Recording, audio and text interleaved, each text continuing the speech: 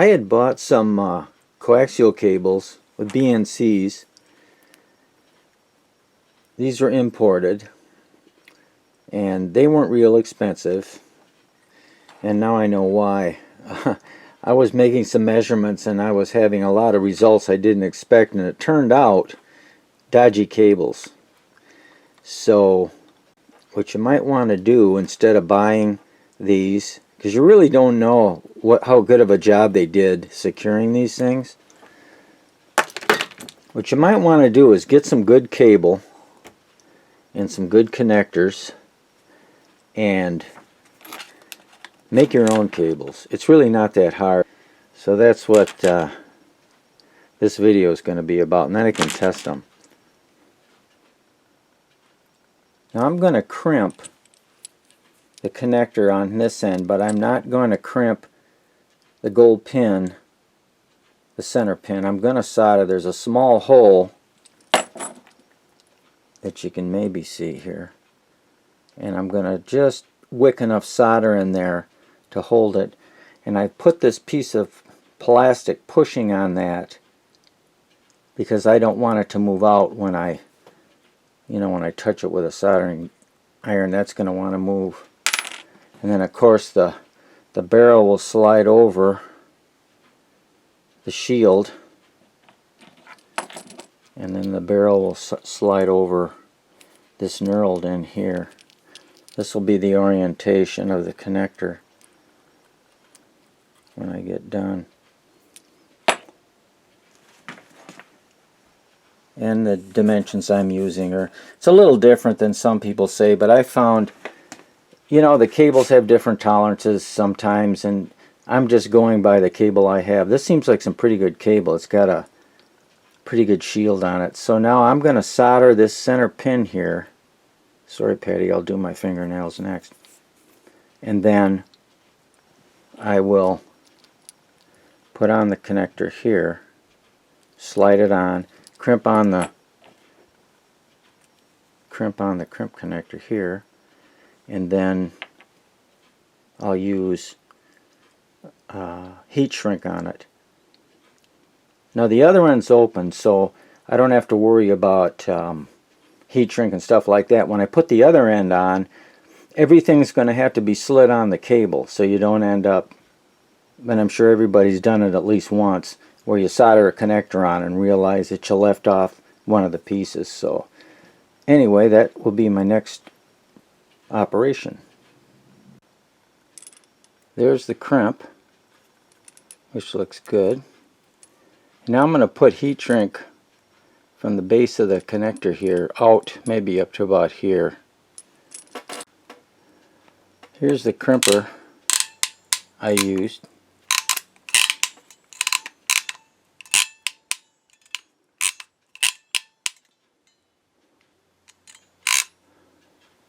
Looks like an alligator. Now the pin on the BNCs do not have a little hole, at least these don't, like the end connectors have. So I'm going to put just a teeny drop of flux on the tip of that center conductor, and I'm going to, don't want too much, I'm going to put the center pin on. I already measured, so this is the right length, etc.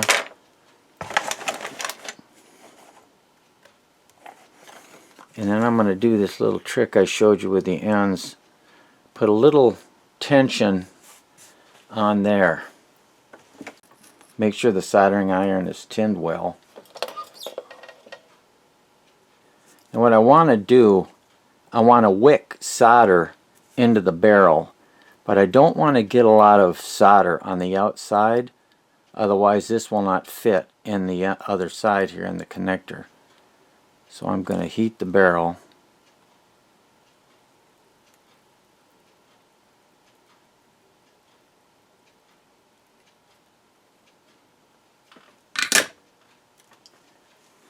So the solder wicked in as best I could. If I have to, I can always just take a small file and make sure that's the diameter hasn't increased. So then at this point,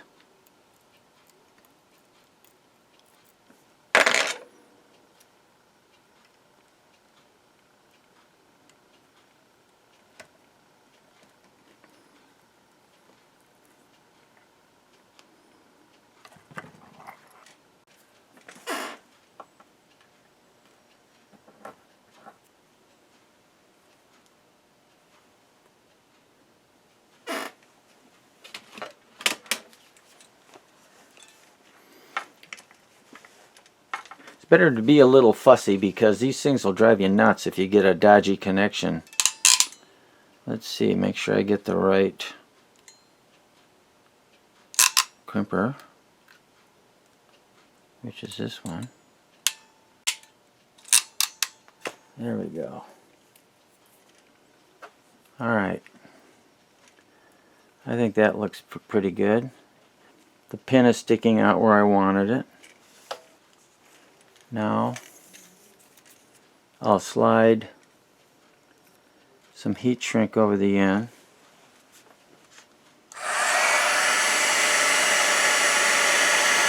And then after the heat shrink is on,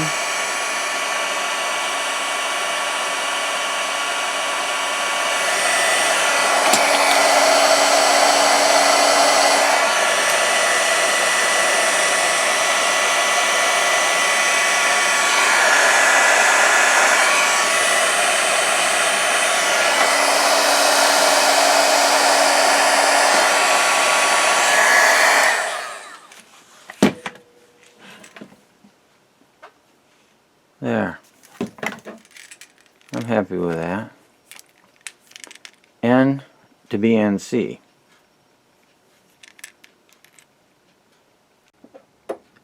And then what I always do to make sure, I'll connect the cable to a mating device here.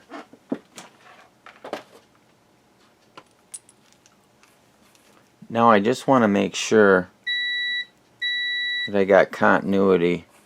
I just put the probe into the end of this BNC, and then I'll go to the other end of the cable, make sure I got continuity there, and then make sure my shield is intact. There you have another BNC. BNC to type N. They're really handy to have.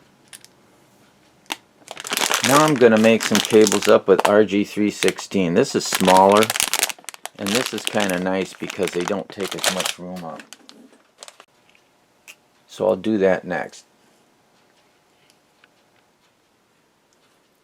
To strip the outer jacket off, and you have to be really careful you don't nick the shield. I just score this just a little bit, and I don't want to go too deep.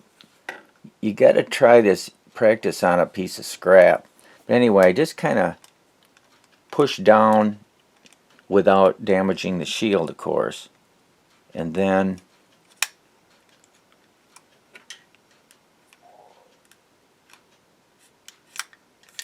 I do like so. And then normally, if I'm lucky,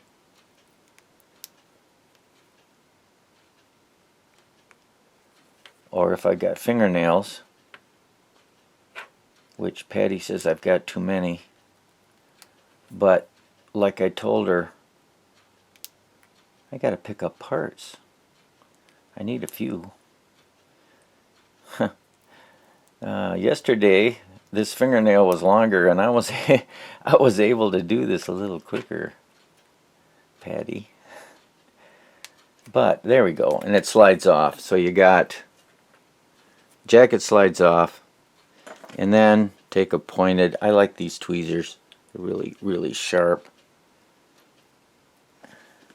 I didn't put anything over the end because I have the other end to terminate, so I'm going to put the barrel and everything and the heat shrink on this side, and then when I'm done, before I do the other side, I'll have to put the barrel and the heat shrink on first.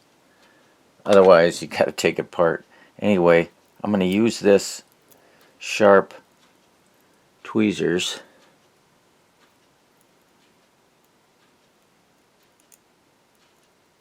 to unbraid the braid.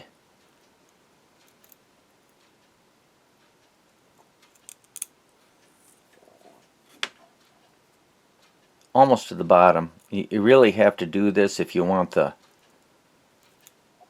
connector to fit on there all the way to the end of the shield. You try not to break any of the strands because you don't want to weaken it. Okay, now I'm going to strip the insulation off of the center conductor.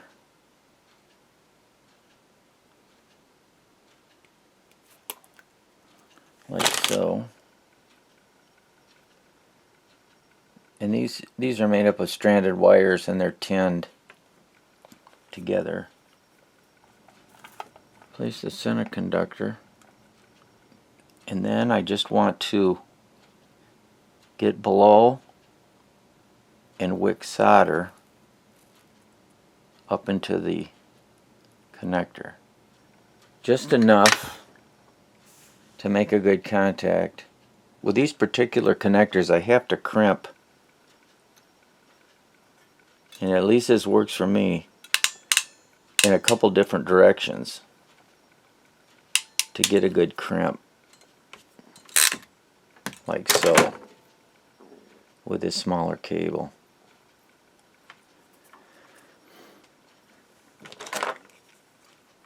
And then to trim off the excess here, what I normally do, I just take a sharp utility knife, just push down and they break right off. It cuts right through them. And I'll do that before I put on the heat shrink tubing.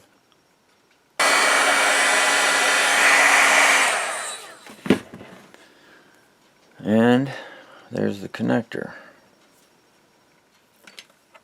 I always like to make sure that I made connection to that center connector.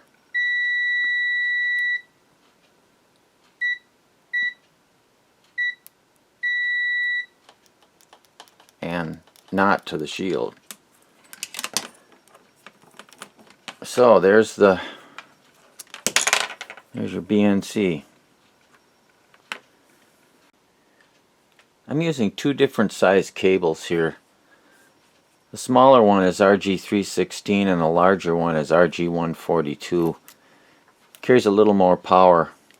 The nice thing is, especially the 142, this is double shielded cable and it's silver plated copper, so these are really nice. And these will be nice for connecting a little bit higher power here than the smaller cable. These are nice and flexible though.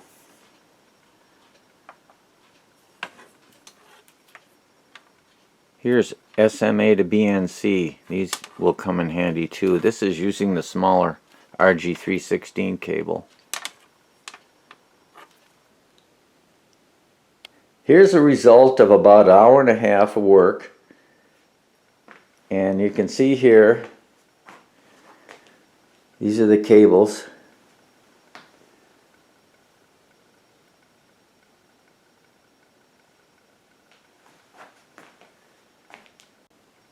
And with the help of my lovely assistant Patty, I used two different size cables here.